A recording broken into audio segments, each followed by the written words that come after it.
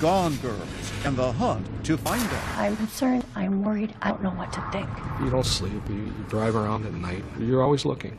How can two children be gone and no one knows where they are? But someone knows. The two girls came running across that little field, and she kept telling the kids, get down in the back seat. A secret network of hidden children. I'm turning 16 tomorrow, but instead of a birthday party with my friends, I'm in hiding.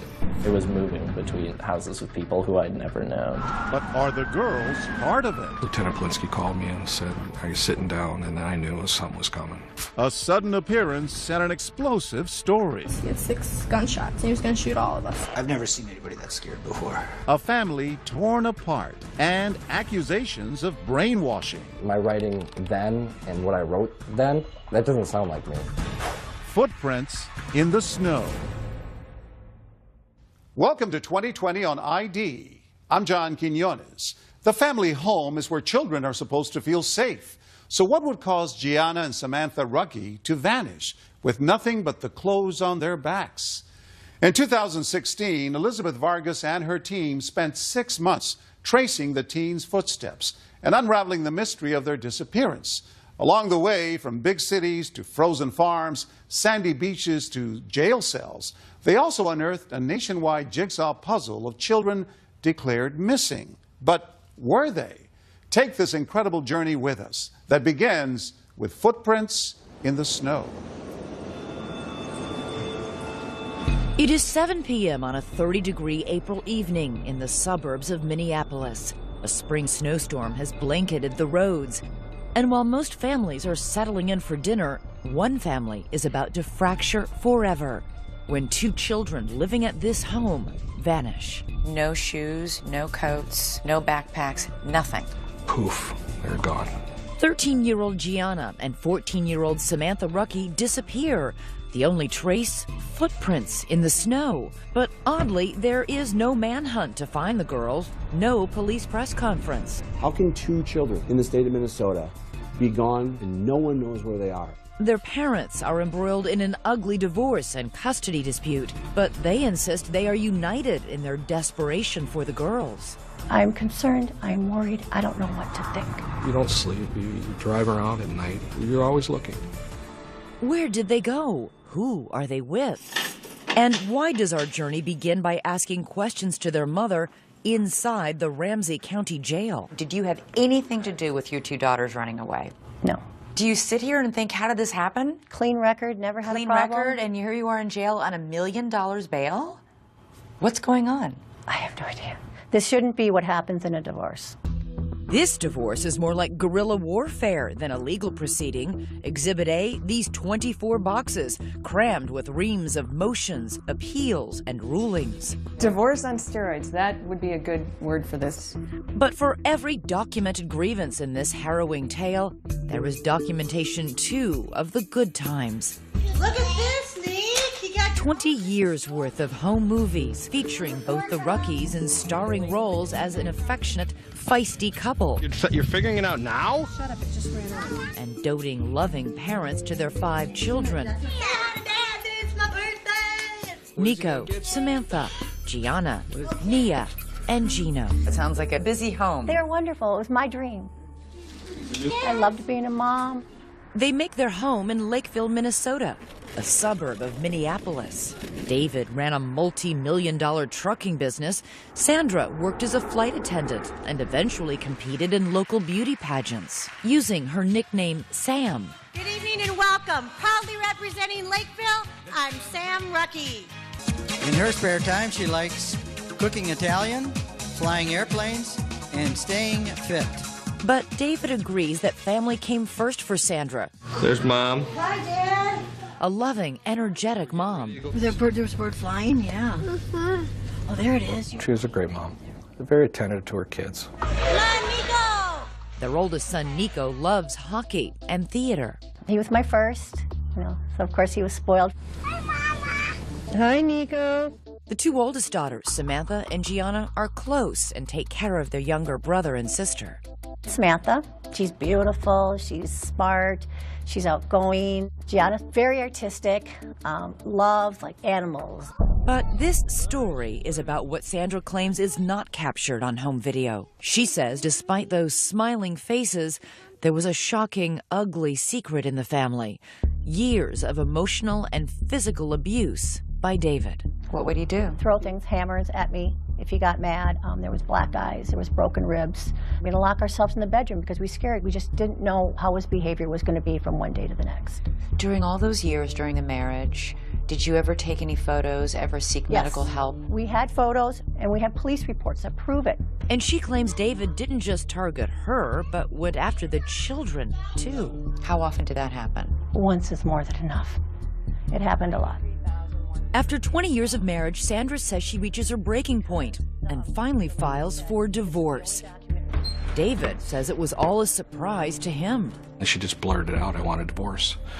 And it caught me off guard. It really did. So you were shocked when she said, I want a divorce? Oh, absolutely. Seeking counsel, he meets with attorney Lisa Elliott. David was pretty much in shock, but the one thing he did say to me is, this will be the craziest case you've ever had. He knew that then? He knew it then. And that was just the beginning. Sandra also gets an order of protection against her husband, saying she is frightened for her life. And then she calls police on him at least 20 times, claiming he continuously violates it. He broke into the house, came running up the stairs, jumped onto the bed that I was at, started choking me, and then took a pillow and started suffocating me. The children, now ages 8 to 14, remain in Sandra's custody and refuse to even see David, rebuffing all of his attempts to connect. It's your dad. Call me. I would like you to call me back. Call me. With his children ignoring him, his frustration mounts. He leaves this message after finding out his oldest son, Nico, dropped out of his longtime sport. Do yourself a favor, get your ass back in hockey. The family court judge, David Knutson, appoints an advocate for the children and several therapists trying to facilitate a relationship with their father. But the children say they don't want one. David's oldest son, Nico, takes to Facebook, writing, "My dad is a bad person. He is abusive verbally and physically." Gianna and Samantha make audio recordings to support what their mother says. This is Gianna Rucky's voice. Being in the same house as my dad, things were really bad. He was abusive. He had anger issues. He'd always be screaming and yelling. Her sister Samantha goes even further. He's choked, slapped, and hit her and verbally abused my mother throughout their marriage. And he's lost on us kids a number of times. Sandra says the children even beg the judge directly to remain with their mother. But the judge determines thus far there has been no evidence of abuse. And based on the findings from a psychologist he appointed, that it is Sandra who is the real problem here. That the children are showing signs of parental alienation syndrome, meaning the reason the children are adamantly opposed to seeing David is not because he's abused them or their mother, but because Sandra has brainwashed them. She tried to destroy his relationship with the children by telling them things and scaring them about what he was doing to them, how he was threatening them. I've never done anything but be there for my children. My kids are my life. This is where the judge takes a drastic and, for Sandra, devastating step. He orders Sandra out of the house and all 5 of her children removed from her custody. That's when everything happened. I lost everything. My whole life ended then. I had no money, no car, no children. I had nothing. How is this possible, Sandra? I don't know. All I'm told is it's a judge's order. There was no findings that I ever hurt the children, that I ever abused them, that I ever neglected them, that I ever did anything to them. David's sister Tammy becomes the children's temporary guardian. She moves into the Rucky home to take care of them, but the 2 oldest girls, Samantha and Gianna, are having none of it. They came in, they were looking at the house, and then they went upstairs, and when they went upstairs, I heard a ringtone, a music ringtone. And I thought, okay, maybe they have a phone. Tammy goes downstairs to the basement, thinking nothing of that call or who might be on the other end. Just 20 minutes later, I didn't hear anything, and I see their shoes in their backpacks. I'm thinking they gotta be here. Well, I go to look around, and they're nowhere to be found. The girls are gone. Then I called 911. Next, where did they go? Who was on the phone? Did you think where might my 2 daughters have gone? Could they have entered a hidden world? A network operating outside the court system for vigilante parents taking the law into their own hands? And what does their father have to say about all this? Stay with us.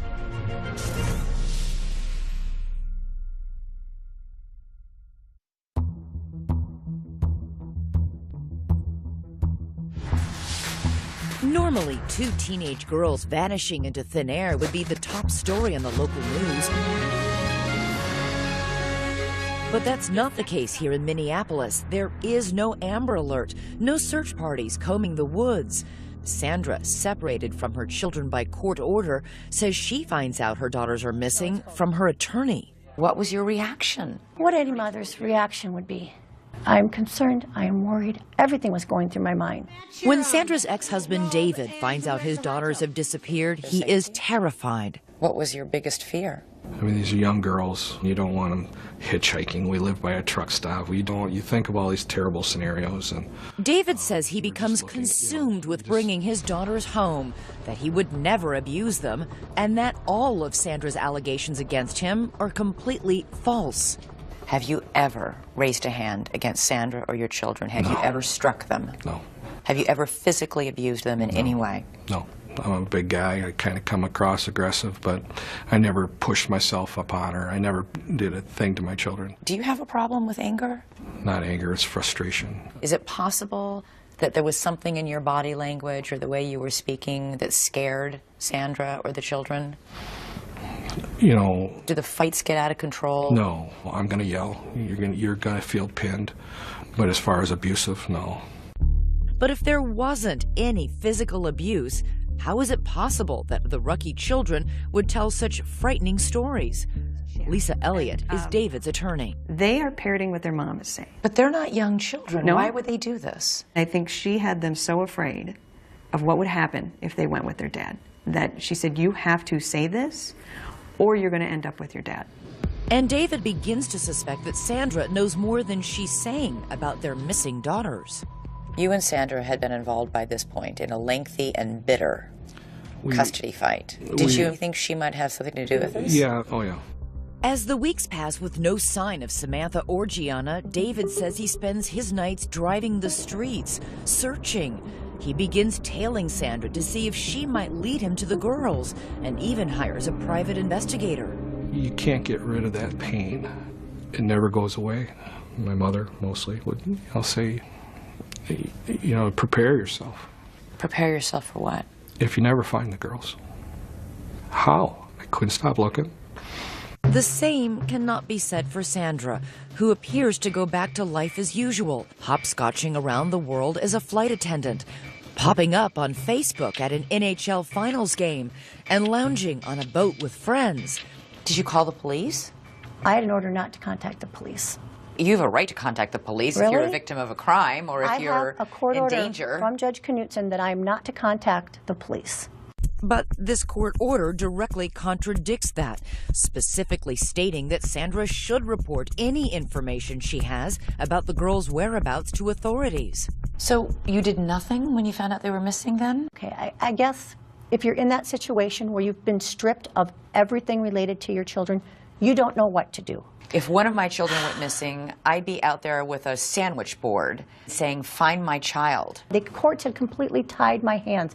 1 month after the girls' disappearance, there is a bizarre twist in the story. They show up, but in a place no one expects. The Rucky girls say they want to be heard. On local television. They met with us at a hotel. We don't know who brought them here. The local Fox 9 station airs this story, and right there, sitting in front of the reporter, are the two missing Rucky sisters. I'm just really scared it's going to end really badly. And once again, they back up what Sandra has been saying. He was abusive. Really. In what way? Emotionally, verbally. I mean, our mom was always our protector, but now there's no one there to protect us. I watched them pleading their hearts out, telling, asking for help. That's what I saw. His two children begging for help. The Fox report includes an alarming allegation about David. This time, it is a chilling story about him wielding a gun and threatening to murder his entire family. He sat on our kitchen table and said that he was going to shoot all of us. He had 6 gunshots, and he was going to shoot all of us, my mom included. David insists this claim is as baseless as all the others. I was glad to see my girls, but, you know, what I was hearing coming out of their mouths was hard. To local newspaper reporter Brandon Stahl, however, the most shocking thing wasn't what was in the story, but what was left out. There weren't any questions about, well, wait a second, we have 2 missing kids here. Are you being taken care of? Who's taking care of you? I wanted to know how they were doing. Were they okay? And as quickly as you can change the channel, the girls are gone again, vanishing back into the night. Months pass. Their faces appear on the Missing and Exploited Children's website and on thousands of plastic bags distributed in northern Minnesota. The search continues for the Ruckey girls. Their parents' epic divorce drags on until the judge finally makes his ruling. In a painstaking 60-page order, he drops a bombshell, awarding full custody of all 5 children to David, writing of Sandra's allegations of abuse that the court has not received any evidence to support her very serious allegations. He went on to say Sandra refused to cooperate with any of the professionals appointed in this case. For David, it is total vindication. 17-year-old Nico, 13-year-old Nia, and 10-year-old Gino return to their father's care. And while David works to mend his fractured relationship with them, his 2 missing daughters are no closer to being found. How were the 3 children reacting to the absence of their sisters? Were they worried? This was a big-time white elephant in the room. It just, you know, it was always something that was just there. The secret of what really happened to the Ruckey girls holds for 2 alarming long years, until someone who knew that secret, someone who kept it, finally speaks up. You knew Sandra was lying. I thought she was, yeah. Well, you knew she was. And a secret underground network willing to defy court orders and hide children. We sort of pass messages. We use a lot of burner phones. Could this group hold the key to finding the Ruckey girls? Stay with us.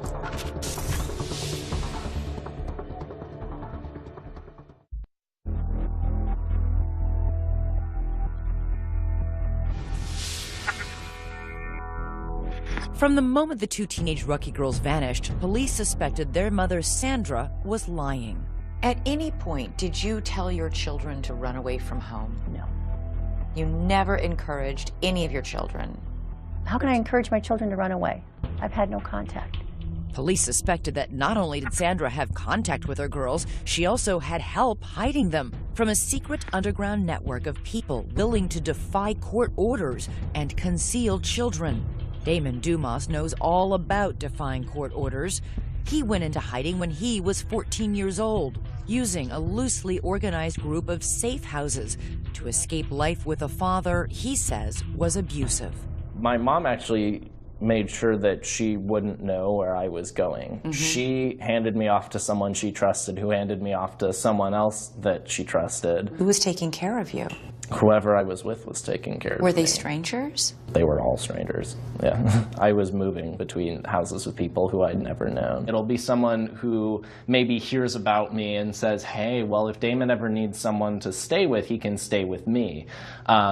And we sort of pass messages. We use a lot of burner phones. Burner phones? You sound like you're in a spy movie.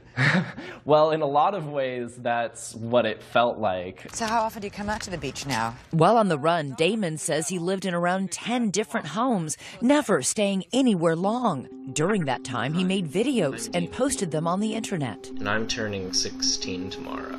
But instead of a birthday party with my friends, I'm in hiding. But this life in shadows came at a steep price. Did you go to school? Actually, I did not, and that's something that I sort of regret, because I ended up, when I got out of hiding, I had to go back a year in high school. What did you do with your days? I played video games. Honestly, I had no one to talk to. Were you homesick? Absolutely. Absolutely, every day. Those days turned into months, and instead of getting easier for Damon, life got more difficult. I called my mom and I said, I don't know how much longer I'm going to make it. Because I was considering suicide at that point. It had been very long in hiding. In those videos, Damon discussed the abuse he says he suffered. I told police about this. I told psychologists. I even told a judge. And yet somehow it was all covered up in lies. Today, Damon is an activist working with an organization called the Women's Coalition. He blames the court for forcing him into his life on the run, even though Damon's father strenuously denies ever abusing his son, and a judge agreed there was no credible evidence to prove it happened. He said that whether or not I was being abused, my mom had to stop talking about abuse, and that Why would a judge do that if he really thought you were being abused? Because what people don't understand is that this is not something that is a one-time case. This is not something that happened to me. This is systemic. And the internet is teeming with videos of mothers who say they too have been victimized by family courts after they reported their allegations of abuse. As a mother, you try to protect your son, and that was my biggest mistake. I cried wolf when Children need to be believed. The courts forced my children to go on visitations. I am seeking justice. It is okay to protect our children. If you're a mother and you allege child abuse, your odds of losing custody are extremely high. Joan Meyer is a law professor at George Washington University who studies family courts.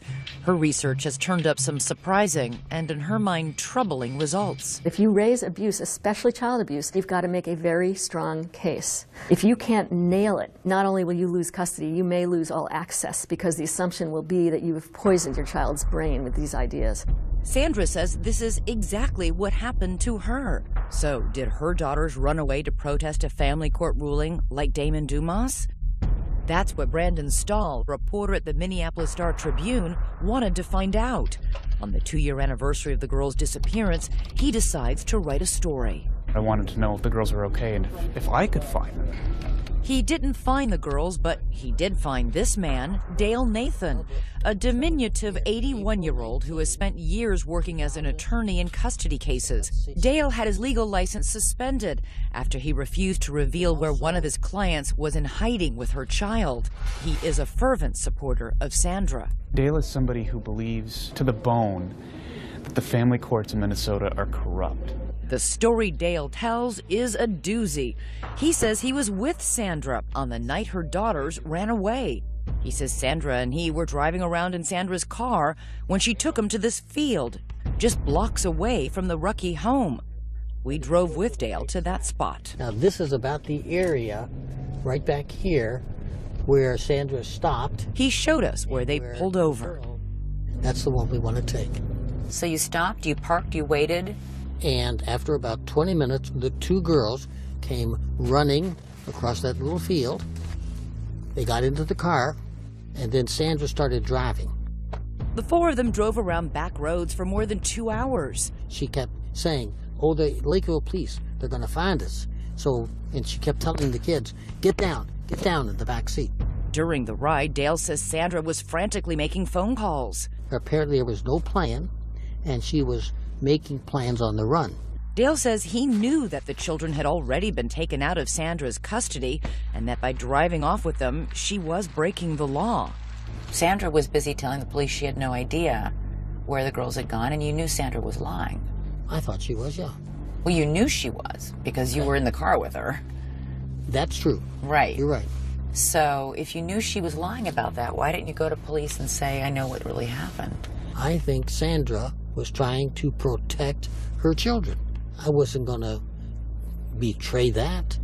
Dale insists he couldn't help even if he wanted to. He doesn't know where Sandra ended up taking the girls. After hours of driving around with him, she dropped Dale off at a truck stop and then drove away with the girls still in her car. Last April, the Star-Tribune published Brandon Stahl's story, and one reader in particular was riveted. What did you think when you read the account of Dale Nathan? Dumbfounded. Or like, this is completely validates everything you suspected. Everything. At that point, we knew Sandy was involved. And now police know too. They arrest Sandra and charge her with 3 felony counts of deprivation of parental rights. She's thrown in jail on $1 million bond. But the mystery remains, where are the girls? 1 month after Sandra's arrest, there is stunning news. Lieutenant Polinsky called me and said, "Are you sitting down?" And then I knew something was coming. Next, the Rucky girls found at last. But where have they been? Who took them in? We're on our way to find out. And you may be surprised by what we find behind this door. Stay with us.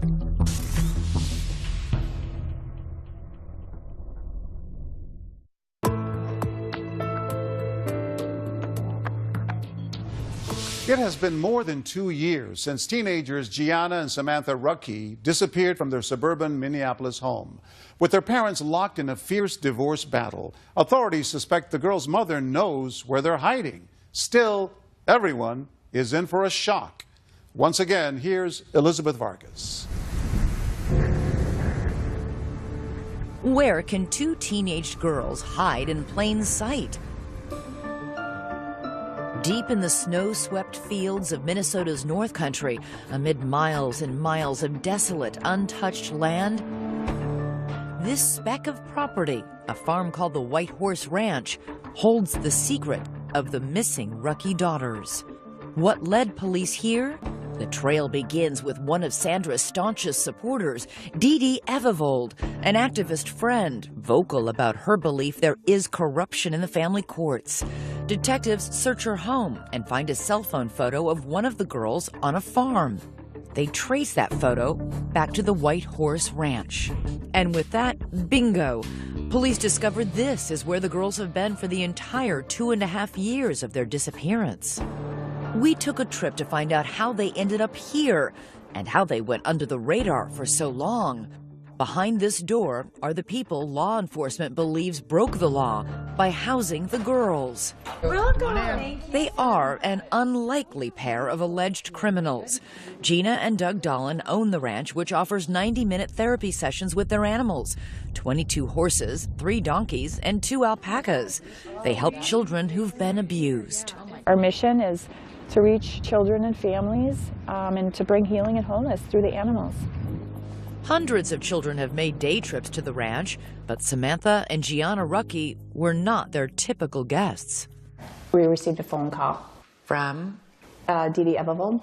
Dee Dee Evevold not only knew Sandra, she knew the Dolans and respected their work on the ranch. I knew that these are good, honest, salt-of-the-earth people that really are just about doing the right thing.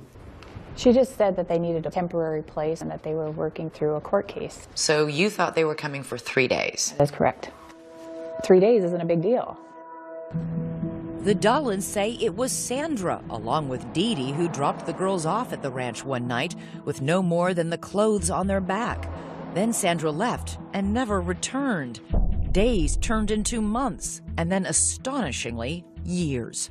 I don't understand how 3 days turns into 2.5 years. I don't know if I can even answer that question. This is where the Dolans' attorney, Travis Kyle, steps in, because the Dolans, along with Dee Dee Evevold and Sandra, are now facing felony criminal charges for their role in the girls' disappearance. At this point, there's certain information we just can't disclose.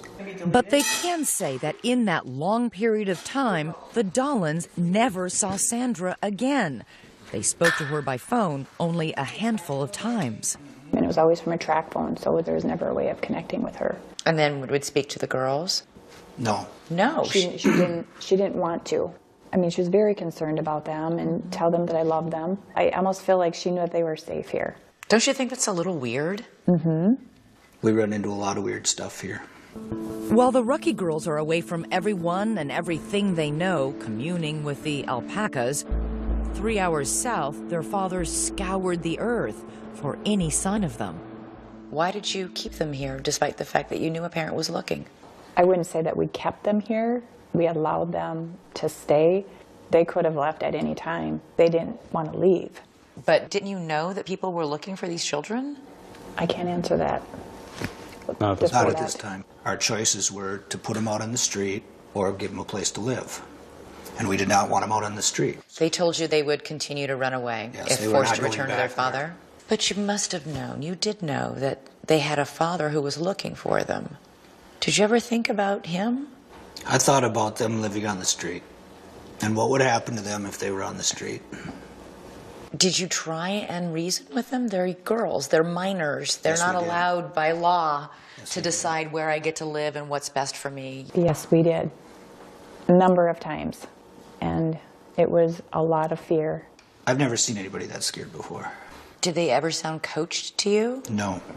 No. I believed them, 100%. At the ranch, the girls made a new life for themselves with the Dolans. They were homeschooled. Their daily activities included helping with the animals. Everybody has to do chores. Anything from cleaning pens to feeding the animals to brushing them. The nearest town is Herman, population 437. Was it a secret that the girls were here? No. No, it was not. So you didn't like say, okay, go hide in the back bedroom when somebody's pulling up? Everybody knew they were here. You made no effort to conceal them? No. No, they had been in public, they'd been out shopping, they were in the hair salon in Elbow Lake. They went to church with us. And they went by their first names, Samantha and Gianna? Yes. The Dollans say they were only helping the girls. They, along with Dee Dee Evevold and Sandra, have all pleaded not guilty to the charges against them. But what about that so-called underground network that helped children like Damon Dumas flee court orders? Are you part of this underground network? No. No. We were asked the question, and my question back was, what is that? Last November, Doug looks out the window and sees Lakeville police and county deputies sitting out front. Police are simply following the trail from Dee Dee Evevold's cell phone photo, not realizing the girls are actually there. I walked out and they told me that they were looking for the girls and wanted to know if I knew anything about them or their whereabouts. And I told them, yes, they're in the house. They were quite frankly shocked. The Dollans say the girls were devastated. Is that the last time you saw them? Yes, it was hard. So what would you say to them if they were watching this? We pray for them every day, and we love them. And we want what's best for them, truly. But did they do what was best for them? David Rucky's attorney, Lisa Elliott, says absolutely not.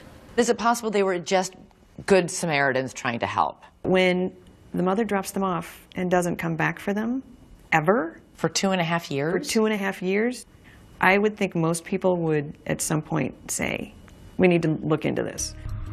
So what happens when police take the girls from the farm? Lieutenant Plinsky called me and said, we found the girls. And I kind of crouched down to the floor and I didn't say anything. He said, you still there? I said, yeah. So I really didn't get absorbed very long. We went right back into dad mode. So how does a broken family get pieced back together? When David finally sees the girls for the first time, it is not the reunion he imagined. Were you nervous? I ran out of the room. I started crying. I didn't recognize them because, you know your children. You remember what they sound like. You remember how they looked. I didn't recognize my daughters. The hard work begins of building trust with two girls who still fear their father.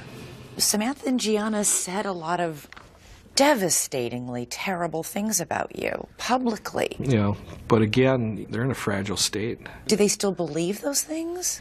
I don't know. We don't get deep into things along that line, so we're moving forward. While the girls may not be recanting their accusations against their father, their big brother is. Coming up, I'm done playing a pawn. Sandra's own son is turning on her. And now that her supporters are revealing her role in the girl's disappearance, what will she say when we confront her? You sat right here and spent half an hour telling me you hadn't seen or spoken to your daughters. If you were lying to me about that, what else might you be lying to me about? Stay with us.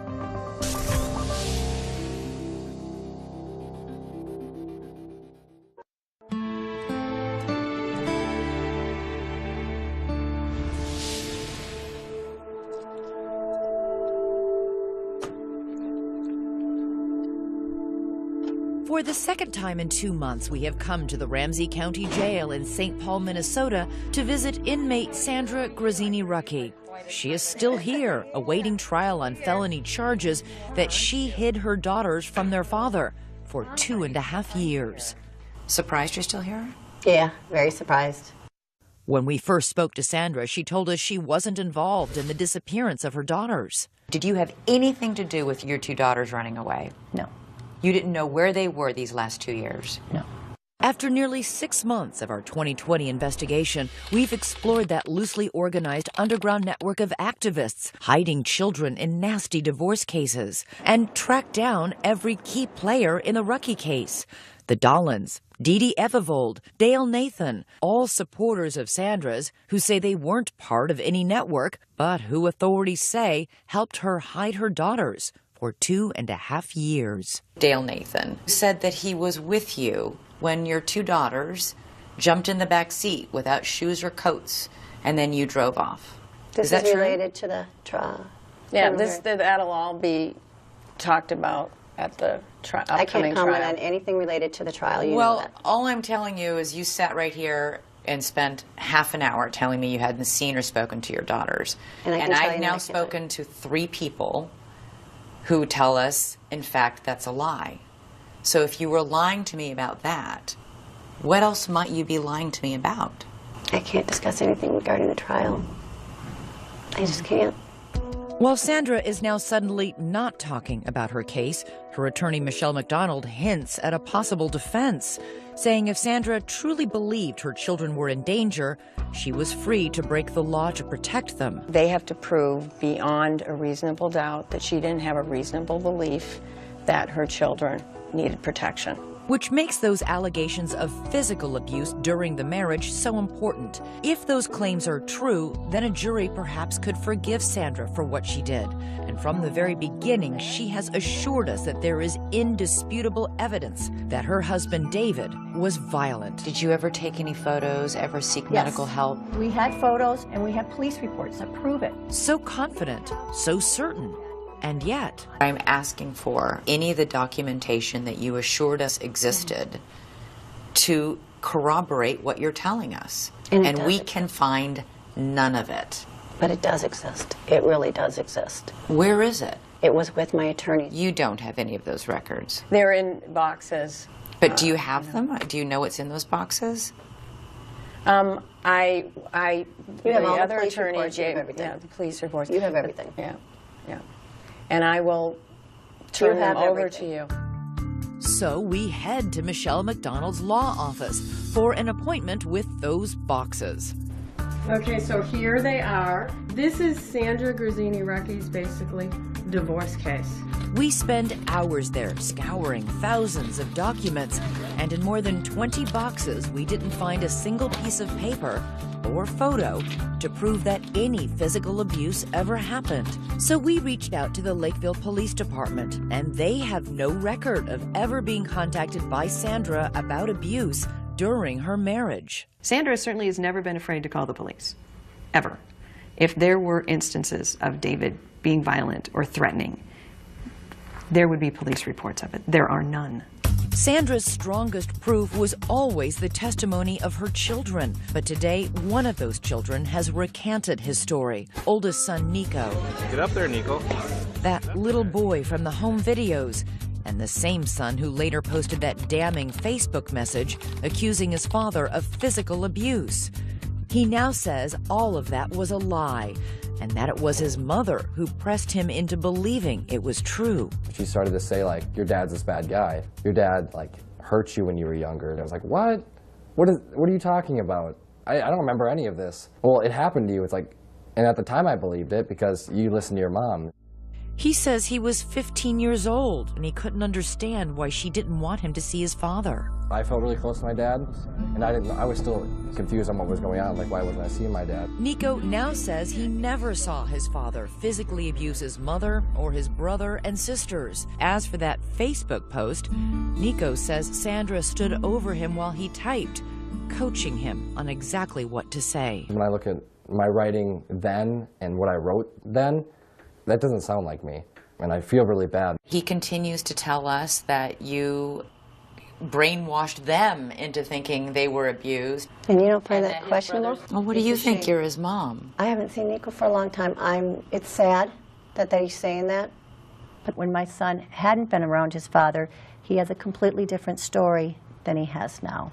Did you somehow convince your own kids that their dad was abusing them? No.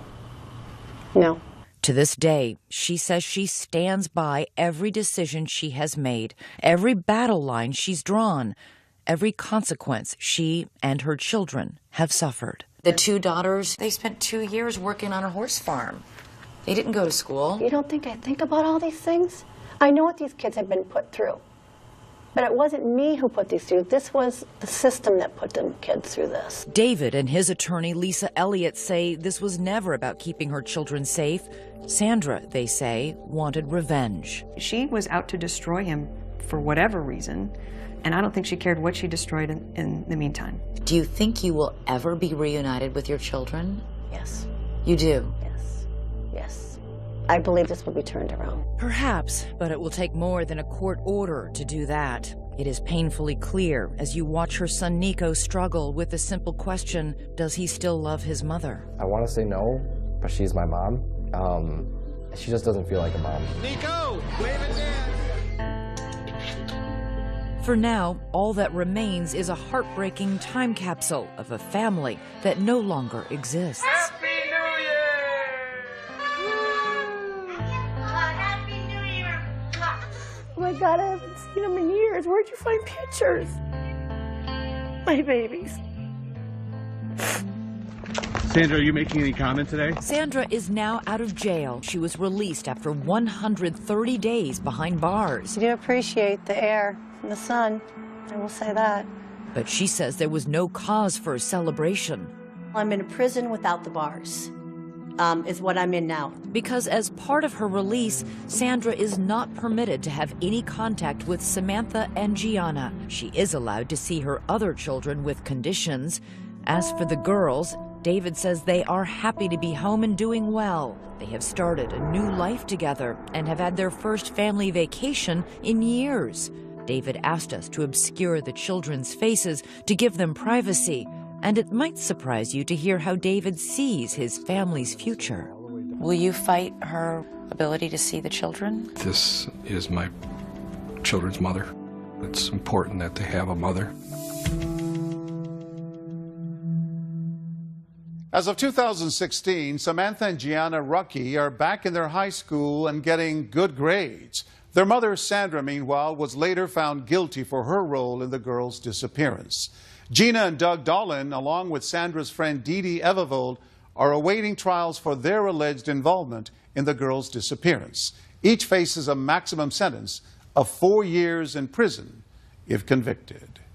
I'm John Quinones. Please join us next time for another edition of 2020 on ID.